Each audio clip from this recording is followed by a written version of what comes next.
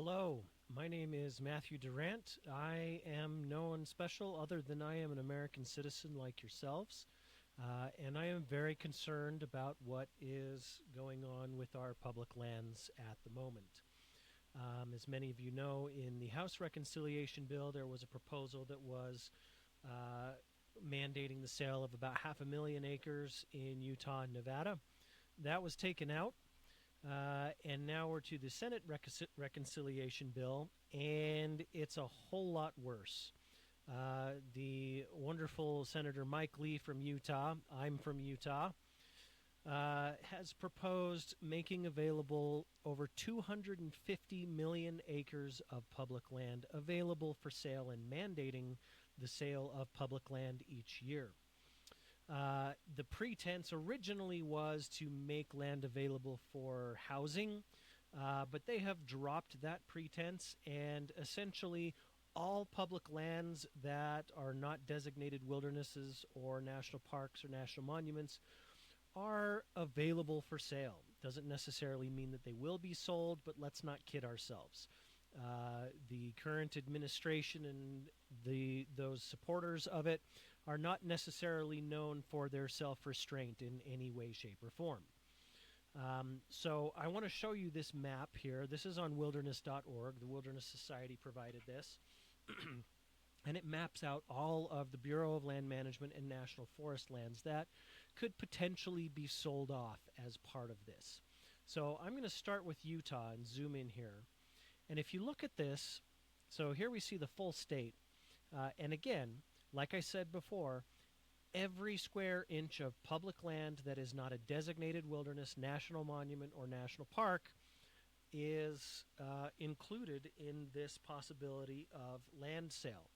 And we also know that the Trump administration is in the process of dismantling the National Park Service and very likely will dismantle many of the national monuments that we have. This was never about turning things over to the states. Utah has been arguing for that for years. We now blatantly see that this is about privatization and feeding that tax cut for the billionaires. So let's look in here. I'm just going to zoom in on the Wasatch Front for a second. Since this is where I currently live and where many people I know live. And I want you to think about the places that you recreate here. So, here's Big and Little Cottonwood Canyon. Basically, the entirety of Upper Big Cottonwood Canyon, the area around Guardsman Pass, all of that could potentially be sold off.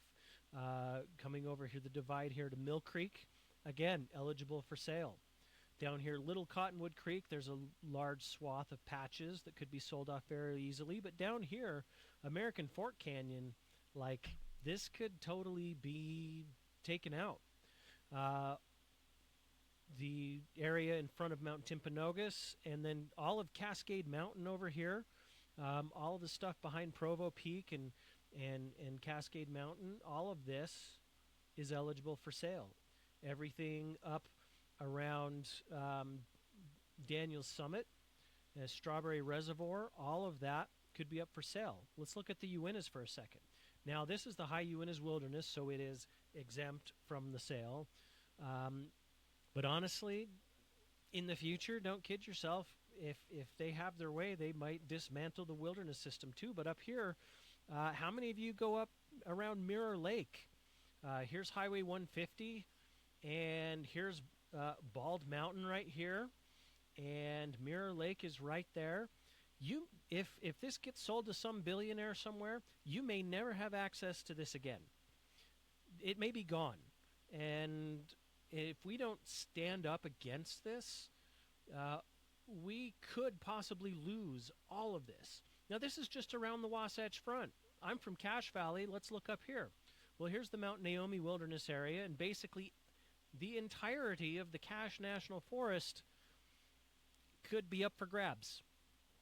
Franklin Basin, Tony Grove, Logan Canyon, all of it. Bloomington Lake, everything could be in the possession of some billionaire somewhere at some point. Okay, coming down here a little further south, pretty much all of the Manti-La Sal National Forest, the Tushars are included in here. everything like the Boulder Mountain, the Aquarius Plateau, all of that, everything around Bryce, everything up above Cedar Breaks on the Markagunt Plateau, that's all included. The Pine Valley Mountains, excluding the wilderness area again currently, but that's there, and that's just national forest lands. Okay, everything here in the San Rafael Swell that's not in a wilderness area could be sold off, and your access could be barred to that. The Henry Mountains in their entirety could possibly be sold off at some point. That's included in this. The La Salle Mountains. If you like going up in the La Salle Mountains up by Moab, you could probably kiss that goodbye. That's probably prime real estate, and this could very easily be sold. The Abajo Mountains and just everything over here. Colorado, the same way. I'm not as familiar with Colorado, but look at everything that's available there. Wyoming, look at this up here. This is the whole Grays River area, the Salt River Range, the Wyoming Range. There are probably lots of billionaires that are just chomping at the bit to put this into their real estate portfolios. Up here in the areas between the Gravant and the Wind River Range and the Absarokas, everything east of Grand Teton. The Palisades area over here in southeast Idaho. Let's go to Idaho. This is the other place that's close to my heart, where I grew up. Pretty much all of Island Park, the Lost River Range, the Lemhi Range, both of those in their entirety, the Pioneer Mountains, Copper Basin, Wild Horse Canyon, all of it is included here in this. The Smoky Mountains and the Soldier Mountains east of the Wood River Valley. This is the Sawtooth National Recreation Area, so it's technically not included. But again, anything's possible right now. Good chunk of the Boise National Forest. Looks like almost all of the Payette National Forest. Okay, up by Salmon, all of this could be privatized. Going further north, the Clearwater, the Nez Perce, Coeur d'Alene National Forest, the Panhandle National Forest, all of it is included in that. Basically the entirety of the National Forest System. Now Montana is not included because the delegation from Montana objected to having their state included in it, but they're okay with everybody else getting sold off. Okay. Oregon, Washington, California, Nevada, Arizona, New Mexico, not immune. If you come up here to Alaska, look at the ghastly amount of land. 82 million acres. This is bigger than a lot of states. Almost all of the Tongass and the Chugach National Forest up here on the North Slope. Look at all that. And you know it's either going to go to some billionaire or it's going to go to mining and oil companies or logging companies or everything like that. But the bottom line is it doesn't matter at this point whether you are a hiker or a hunter or an ATV rider or a fisherman or anything else. You're going to get shut out of this land if this passes. You're going to get shut out. You're going to lose your access. Whatever differences these groups have right now, the blessing that we enjoy at the current moment is that we can figure out how to deal with those differences and access this land and use it. But once this gets sold off, if this passes and we start selling off land, doesn't matter what differences we have, doesn't matter because none of us will be able to access this land ever again. It will be privatized, and one of the most amazing blessings of being an American citizen, the freedom to access public lands, will be gone forever, and we will be like any other country where the land belongs to the nobility. And that's one of the things that we rejected anyways with the American Revolution, right? Was the rights of the nobility to just have and do whatever they want without consent of the people. This is where we're at. This is the dangerous situation. So the next part of this that I wanted to talk about was, well, what can you do? How do you contact your senators to show your disapproval for this? And there's a few ways of doing this. Now, calling is more effective. I'm in Utah. I have been calling Senator Lee and Senator Curtis over many issues, not just this, but many of the current issues that are happening they don't really bother to pick up the phone anymore. But leaving a message is a little bit more effective than writing. But don't let that deter you from writing. I still write to them. So there's a couple ways that you can do this. Now, I know many of you have maybe never written a letter to a representative or a senator before. Let me show you a really quick way to do this. Now, I'm a teacher, so I'm not like totally okay with giving my blessing to AI, but it does have some great uses. Sometimes it's hard to put together words in the way that you want them to be. AI is a great way for helping you kind of figure out what you want to do. So I'm using ChatGPT right here, and let's say I want to write a letter to Senator Lee of Utah expressing my opposition to his land sale provision in the Senate reconciliation bill. And you can tweak this a little bit. You can include specific things. So let's say a strongly worded but respectful. If you don't want to be respectful, that's up to you. At this point, I don't really feel, okay, let's spell it. All right. And let's spell things correctly just because I have to do that. All right. All right. So now I push enter. And this is what it is. Since I'm logged in, it's going to have my info right here and his mailing address and right here.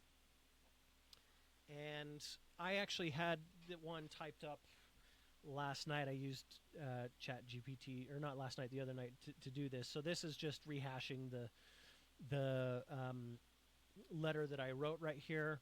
I am a Latter-day Saint, and so I wanted to add in a little bit of that in here. It is my belief that we have a stewardship responsibility to respect the Creator.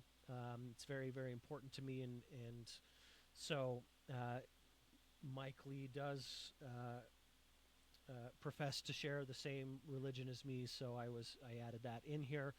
But I asked ChatGPT to put this quote in here and whatnot. But your letter will probably turn out a little bit different from this. But as you can see, it's a pretty good, like, strongly worded letter. And if I want to use it, all I need to do is just copy it. Now, if I want to edit it, I can say, add this quote I found, or add these statistics, or add this personal experience. You can type it out, and ChatGPT will kind of format it into a very more eloquent way of saying it. So anyways, here's this. All right, well, now I've got this. I copied it. I blocked it off. I right-clicked, click copy. And then all I did to get here was just put write Senator Lee. Let's say I wanted to write Senator Curtis as well. Write Senator Curtis. And, excuse me, here it is. So, and I go to share your opinion, and then here's where I can fill out my information. Now, this is the important part. So if I fill out this information right here in the message, that's where I pasted my letter. I always click I would like a reply just because I'm trying to hold the senator accountable.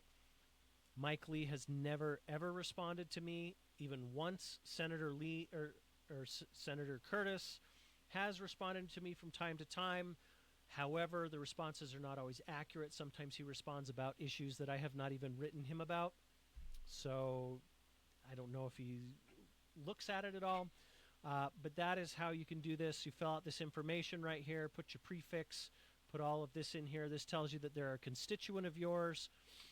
Click that and then submit, and that will send a letter to Senator Lee. It will send that letter that was written with ChatGPT right there. So now, depending on what state you're in, I mean, you can write to Senator Lee and Senator Curtis. If you're in a different state, they probably won't look at it, but all of the senators have to be on board with this to pass. So if you're in any of these western states, even if you're not, even if you're somewhere else and you care about public lands, you care about the fate of our American heritage, write to your senators and urge them. Among all of the other horrific and awful things, there's just so much, and I'm sorry, but among all the horrific and awful things that are included in this bill, this is one of them. Please voice your opposition to all the other awful stuff in there, but take a moment to voice your opposition to this, because once this is gone, it's gone. It's never coming back. All of this land, and again, I'm not saying all of it will be sold, but this puts Congress's stamp of approval on beginning the process and mandating the process of disposing of public lands. And the language that's included in the bill is that, you know, a certain percentage of public land must be disposed of every year, arbitrarily, no reason given whatsoever.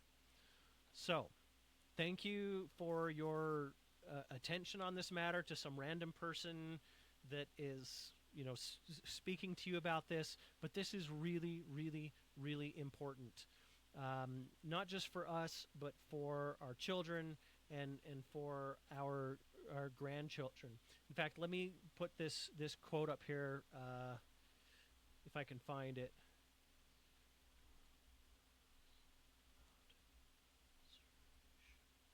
There's a great quote by Theodore Roosevelt. Let's see.